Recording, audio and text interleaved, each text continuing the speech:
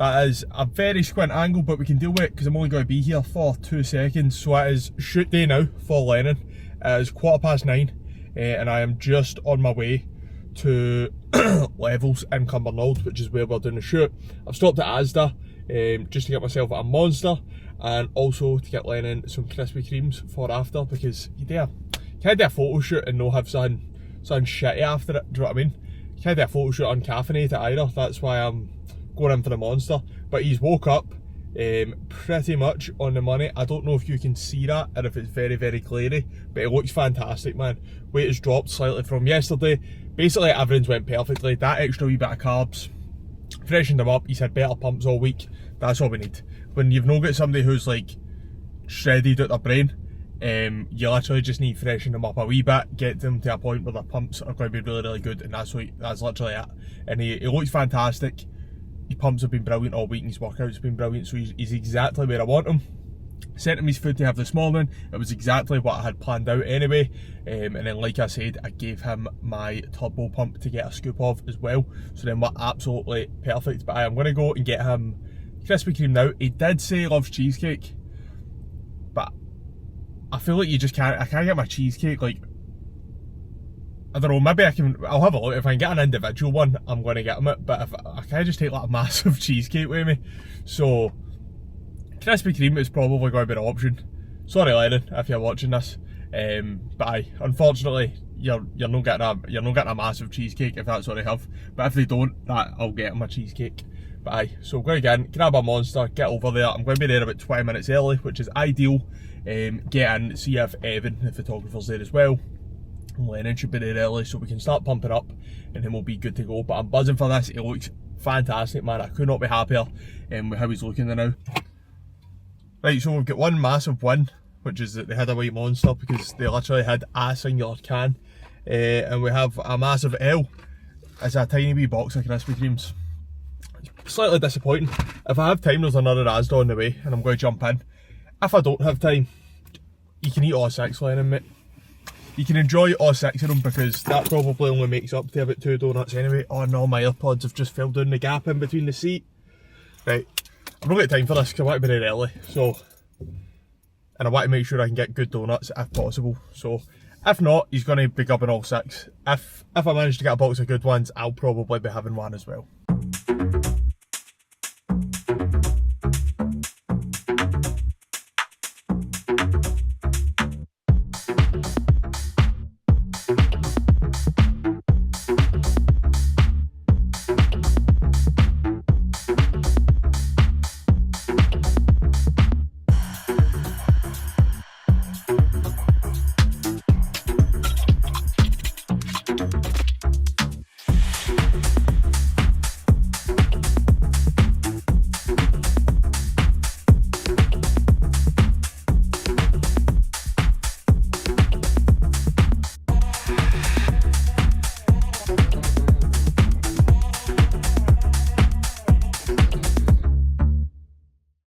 Photo shoot done and dusted for Lennon.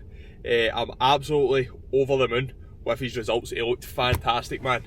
And we just had a nice wee M&S cookie and a wee tiny Krispy Kreme to celebrate, which was class. Now it is time for pre-workout meal in there. I've got 60 grams of hydro rice, a scoop of AGF, strawberry shortcake I got a sample of, actually smells dynamite, and some blueberries. Also that M&S cookie to fuel the workout. I forgot water, so I do need to go and get water for somewhere and get petrol. And probably a coffee and then go and train. Leg day, first full leg day since prep, sorry. I've done legs and arms, but I've not done a full leg day because we run a deload week 1 after prepping. So, scan this, get petrol, get some water, and I'll run you through some sets from legs.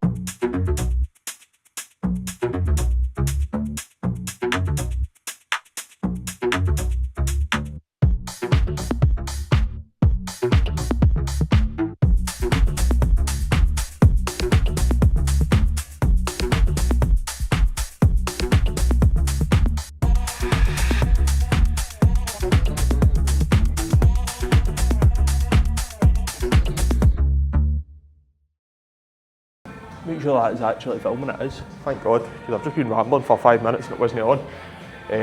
Still getting used to all this filming pattern. I'm just going to keep saying that every single time until I don't do anything wrong. So third exercise in, prime leg extension. You've saw my adductor set, probably too much of a crotch shot. I've also done seated leg curls. So this is my first time doing this early in the session. So I'm going to load it 50% top peg, 50% middle. I've got 30 on either side now, and I'm just going to go for a set and see how it feels. I want to ideally get 2 sets of 10 plus reps, so I'm going to just give this a try. It's my first time doing it early in a session, if I can get my legs in, and then we'll see how we go from there. After this, I've got 2 sets on the pendulum, 1 set of leg press and then calves as well, and then that'll be me. So it's still no loads of volume. It's higher than it was jump prep, but it's not massively higher yet. But it will go up as time goes on. Probably 2 sets of leg extensions, no, 2 sets of leg press, sorry, and maybe 3 sets of some isolations, just depending on how we move and how we grow. I'm going to try something different with compounds on my leg days now, because leg day is now a Saturday, so it won't conflict with jiu-jitsu being on the same day as it once I go back. So I would always use knee sleeves and a belt for all my compounds, just to try and keep myself as injury free as possible, especially if we've done like wrestling heavy sessions and jiu-jitsu, my legs would take a beating. I'm going to just do everything raw now, see how we go. My knees were generally always sound anyway. It was more just a precaution than anything, because some days they would ache from shooting takedowns and stuff, but should be absolutely fine now. I've had a good break from jiu-jitsu anyway, like 3 months, so I'm going to be rubbish when I go back. But that is what it is, that was just because of prep. But let's see how we go with this, see how many reps we can get.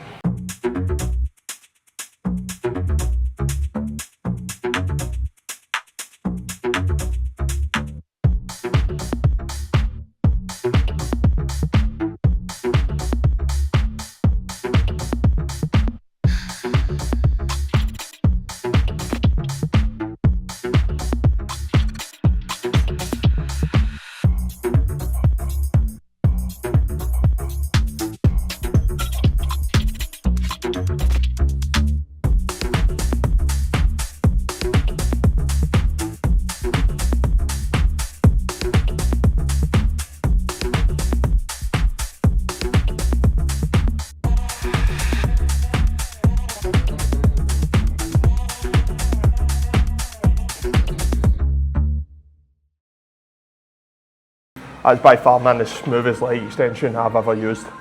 Obviously it's because you can choose where you load it, and if you load it in the bottom pin, you'll know it's definitely not that smooth, but that feels fantastic, man. That's not a lot of weight compared to what I've saw a lot of people use. It was only 30 top and 30 mid, but I've saw people with like 60 on either peg. But I'll catch up, my legs are definitely significantly weaker. This is my first full leg day since 3 weeks today.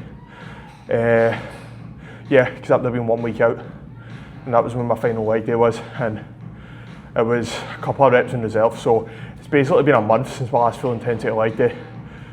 So it feels good to get back, to be fair, because I actually did really miss it, and I really missed feeling strong on legs as well. But all that extra food I've ate the last few days is going to help that, do you know what I mean?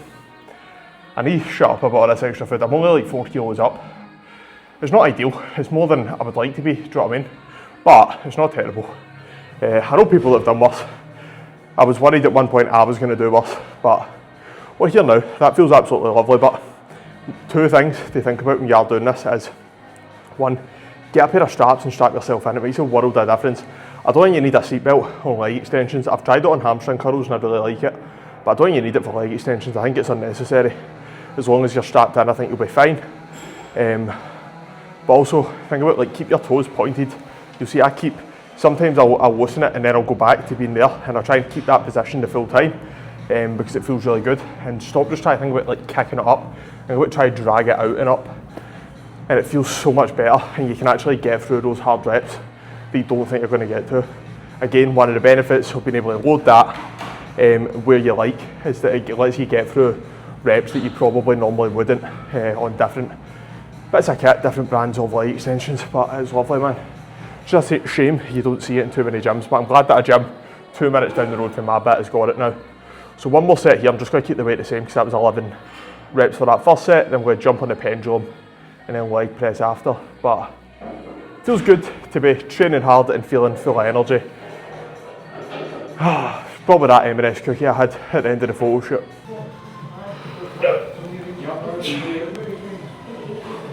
I'll take back what I said about wanting to do everything raw without knee sleeves or a belt, because pendulum's taking, so I'm using the Cyrex hack. Sometimes that feels class, other times it feels like it's going to snap my shins in half. Today is one of those times it feels like it's going to snap my shins in half. I'm going to do 2.5 plates and just see if I can get like 5 or 6 reps. And if it does feel like it's going to make my shins explode, I'll just do 1 set and then move on to leg press. I'll do 2 sets there instead of the other way around. But aye. Sometimes feels good, sometimes does not. Today's one of the days it does not. Tune. Absolute tune, mate.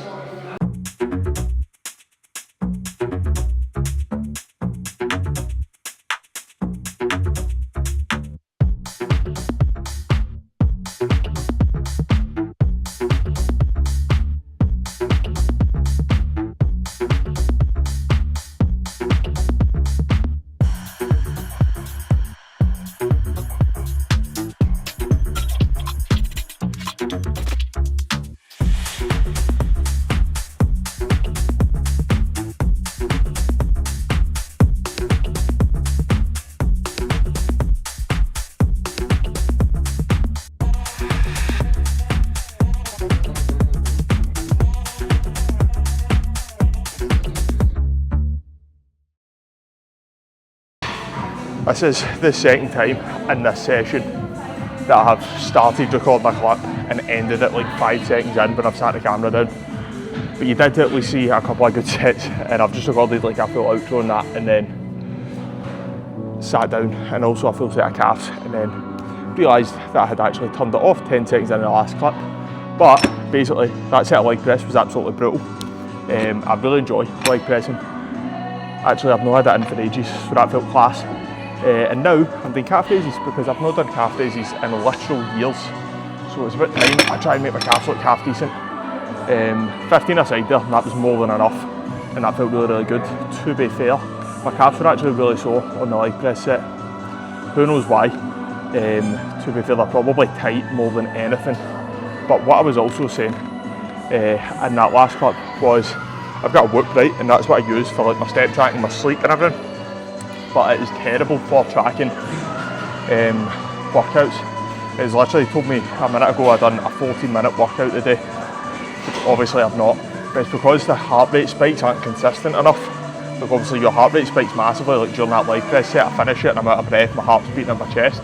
But then by the time I unload that, come round here, do a warm up, talk to this for a minute when I wasn't actually recording, my heart rate's right back down again, so it doesn't record it consistently.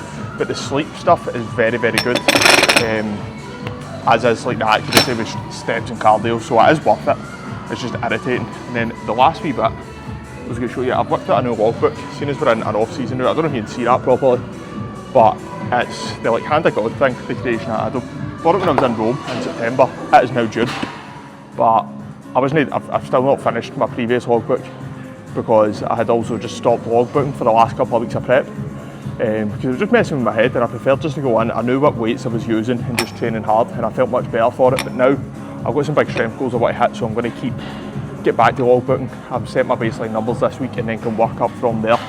But so I thought it's a good time to whip that out now, because I'm still, the previous logbook I had was huge, so I'm not even halfway through it, I don't think, or I'm maybe just over halfway through. So I thought, get rid of that now, start fresh with a new programme, some new baseline numbers, and also a new coach as of next week. But I'll speak more about that in the next video once everything's sort of set in stone and I have my new plan and everything like that over.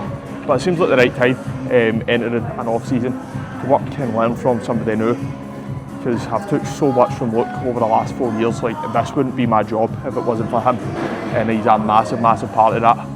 But I feel I've learned so much from him, and I want to just keep learning, that's the thing.